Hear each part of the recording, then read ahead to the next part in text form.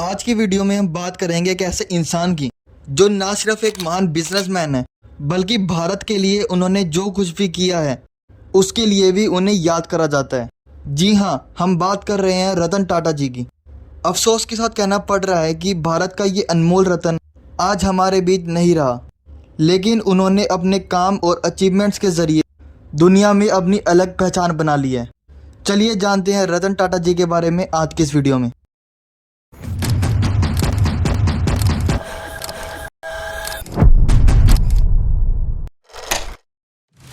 Tata group की शुरुआत साल 1868 में जमशेदजी टाटा ने की थी। उन्होंने अपने मेहनत और दिमाग से टाटा ग्रुप को इतना बड़ा बना दिया जो आज विश्व भर में जाना जाता है। जमशेदजी टाटा का सपना था कि भारत को आर्थिक रूप से मजबूत बनाया जाए और उन्होंने अपनी ज़िंदगी इसी मिशन में समर्पित कर दी। उन्होंने Tata steel, Tata power and Indian institute of science जैसे कई बड़े प्रोजेक्ट्स की शुरुआत की। टाटा ग्रुप की ये कहानी जमशेदजी टाटा के सपनों से शुरू हुई और रतन टाटा ने इस कहानी को एक नए रूप में आगे बढ़ाया। जमशेदजी टाटा का जन्म 3 मार्च 1839 को गुजरात के नवसरी में हुआ था। पढ़ाई के बाद उन्होंने अपने पिताजी के कॉटन ट्रेडिंग बिजनेस में शामिल होने का फैसला लिया, लेकिन उनके मन में सिर्फ कॉटन ट्रेडिंग का सपना नहीं था। उन्होंने देखा कि कैसे ब्रिटिश व्यापारी इंडिया की टेक्सटाइल इंडस्ट्री पर अपनी पकड़ बना रहे हैं।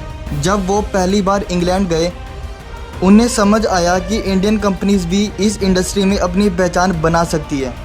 1869 में उन्होंने एक पुरानी ऑयल मिल को खरीदा जिसे उन्होंने अलेक्जेंड्रा मिल का नाम दिया और कॉटन मिल में बदल दिया।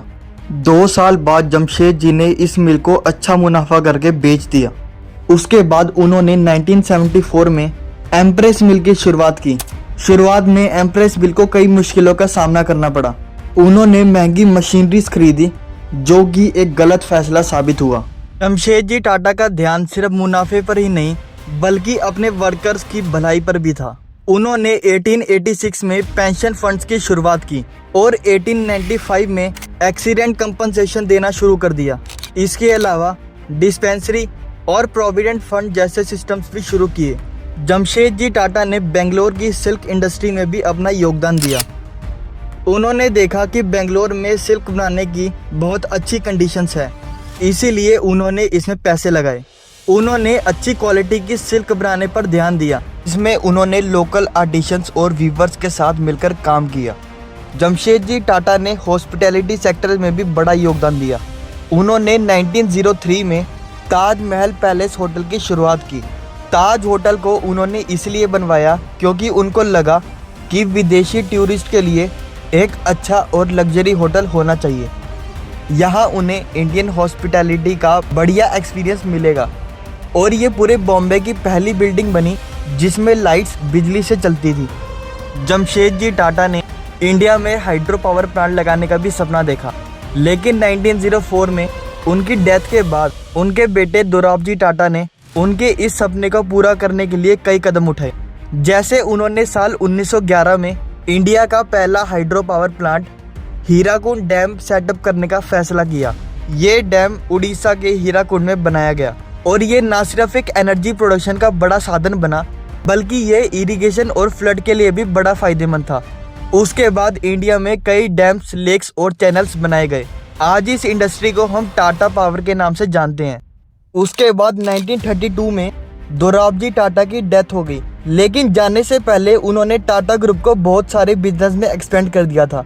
दोराबजी टाटा की डेथ के बाद टाटा ग्रुप को एक नए नेता की ज़रूरत थी जो उनके विज़न को आगे ले जा सके। ये जिम्मेदारी JRD टाटा ने संभाली, जो 1938 में टाटा ग्रुप के चेयरमैन बने।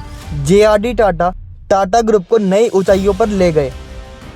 उन्होंने कई नई प्रोजेक्ट्स की शुरुआत की। JRD टाटा ने 1932 में टाटा एयरलाइंस की शुरुआत की, जो भारत की पहली कमर्शियल एयरलाइंस बनी। उन्होंने अपनी पहली फ़्लाइट कराची से मुंबई तक चलाई। 1946 में टाटा एयरलाइंस को एक पब्लिक लिमिटेड कंपनी बनाया गया और इसका नाम एयर इंडिया रखा गया। ये नाम सिर्फ एक एयरलाइन को ही नहीं बल्कि लग्जरी ट्रैवल एक्सपीरियंस को भी दर्शाता था। JRD टाटा ने एयर इंडिया को इंटरनेशनल स्टैंडर्ड्स के मुताबिक बनाया। एयर इंडिया अपने लग्जरी और कंफर्ट के लिए मशहूर हो गया। प्लेन के इंटीरियर को सोफेस्टिकेटेड और स्टाइलिश बनाया गया। पैसेंजर्स के लिए कंफर्टेबल सीट्स, लग्जरी कैबिन्स और वर्ल्ड क्लास इन-फ्लाइट सर्विस दी जाने लगी। जेआरडी टाटा ने केमिकल और मैन्युफैक्चरिंग इंडस्ट्री में भी कदम रखा। उन्होंने टाटा केमिकल्स को मजबूती से आगे बढ़ाया और कास्टिक सोडा, फर्टिलाइजर्स और केमिकल्स के प्रोडक्शन में अपना योगदान दिया। टाटा केमिकल्स ने न सिर्फ भारत में बल्कि विदेशों में भी अपने प्रोडक्ट्स को एक्सपोर्ट करना शुरू किया, जिसने देश की इकोनॉमी को मजबूती दी। 1961 में जेआरडी टाटा ने रतन टाटा को एक लेटर लिखा, जिसमें उन्होंने रतन टाटा को टाटा ग्रुप के साथ जुड़ने का इनविटेशन दिया। ये लेटर रतन टाटा और टाटा ग्रुप दोनों के ही करियर के लिए बड़ा इम्पोर्टेंट था। रतन टाटा, जो 1937 में मुंबई में पैदा हुए, उन्होंने कॉर्नेल यूनिवर्सिटी से आर्किटेक्चर और स्ट्रक्चरल इंजीनियरिंग में अपनी पढ़ाई पूरी की। उसके बाद उन्होंने हार्वर्ड बिजनेस स्कूल से एडवांस मैनेजमेंट प्रोग्राम भी कंप्लीट किया। रतन टाटा ने अपने करियर की शुरुआत टाटा स्टील के साथ की, जहां उन्होंने प्रोडक्शन फ्लोर पर एक नॉर्मल एम्प्लॉय के रूप में काम किया, ताकि वो कंपनी के ऑपरेशंस और वर्कर्स की स्थिति को समझ सके। 1962 में रतन टाटा ने टाटा ग्रुप को ज्वाइन कर लिया और टाटा स्टील के जमशेदपुर प्लांट में अपना पहला असाइनमेंट शुरू किया। उन्होंने प्रोडक्शन फ्लोर पर काम करते हुए टाटा स्टील के ऑपरेशन को समझा और अपनी लीडरशिप स्किल को डेवलप किया। रतन टाटा ने अपने काम के माध्यम से दिखा दिया कि उनके पास लीडरशिप और इनोवेशन की क्वालिटीज़ है। टाटा ग्रुप में अपने इनिशियल ईयर के दौरान रतन टाटा ने कई चैलेंजेस का सामना किया, लेकिन उन्होंने हर चैलेंज को एक अपॉर्चुनिटी में बदल दिया और अपने इनोवेटिव अप्रोच से टाटा ग्रुप को नई दिशा में ले गए। उन्होंने टाटा ग्रुप के कई बिजनेस में मॉडर्नाइजेशन और रीस्ट्रक्चरिंग के माध्यम से उन्हें कॉम्पिटिटिव और प्रॉफिटेबल बनाया। रतन टाटा ने एक सपना देखा था, एक ऐसी कार बनाने का जो न सिर्फ भारत की सड़कों के लिए सही हो बल्कि आम भारतीय नागरिक के लिए अफोर्डेबल भी हो। ये सपना टाटा मोटर्स की इंडिका कार बनाकर साकार हुआ। 1990 के दशक में रतन टाटा ने देखा कि इंडियन मार्केट में ऐसी कोई भी कार नहीं थी जो कॉम्पैक्ट हो और स्पेशियस भी हो और साथ ही फ्यूल एफिशिएंट और अफोर्डेबल भी हो। उन्होंने सोचा कि टाटा मोटर्स को ऐसी कार बनानी चाहिए जो मिडिल क्लास परिवारों के लिए परफेक्ट हो। रतन टाटा खुद इस प्रोजेक्ट में एक्टिवली इन्वॉल्व रहे। उन्होंने अपने इंजीनियर्स और डिज़ाइनर के साथ मिलकर ऐसी कार का डिज़ाइन बनाना शुरू किया जो इंडियन कस्टमर्स के एक्सपेक्टेशन को पूरा कर सके। अगर इंडिका कार की बात करें तो इंडिका अपनी क्लास की कार से ज़्यादा स्पेशियस थी। इसमें 5 लोग आराम से बैठ सकते थे और इंडिका को इस तरह से डिज़ाइन किया गया था कि वो फ्यूल एफिशिएंट हो और इंडियन सड़कों पर बेस्ट परफॉर्मेंस दे सके। इस कार की प्राइसिंग ऐसी रखी गई थी कि ये मिडिल क्लास परिवारों के लिए बजट में हो। 1998 में टाटा मोटर्स ने इंडिका को लॉन्च किया।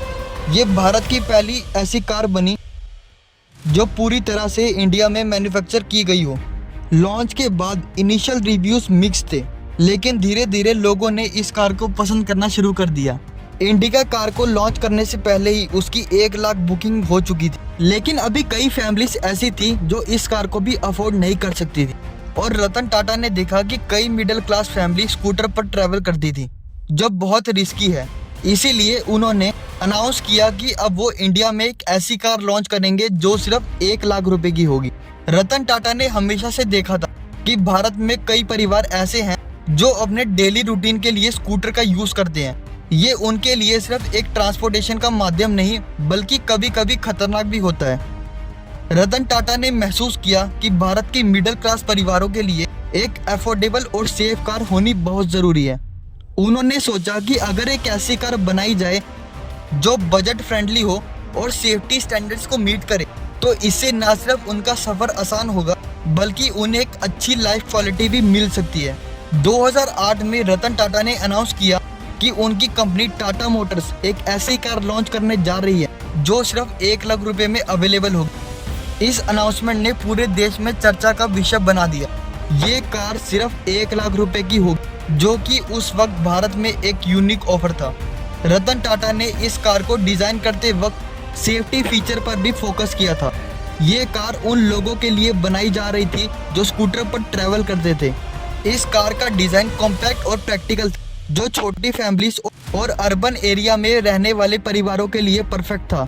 2009 में 1 लाख रुपए में लॉन्च की टाटा नैनो। जब रतन टाटा ने 2008 में टाटा नैनो को लॉन्च किया, तब उनका सपना था कि वो भारत की मिडिल क्लास परिवारों के लिए एक अफोर्डेबल और सेफ कार बनाए। ये कार सिर्फ 1 लाख रुपए में अवेलेबल थी, लेकिन कुछ ही टाइम बाद ये कार अपने यूनिक डिजाइन और अफोर्डेबिलिटी के बावजूद मार्केट में एक्सपेक्टेड सक्सेस नहीं पा सकी।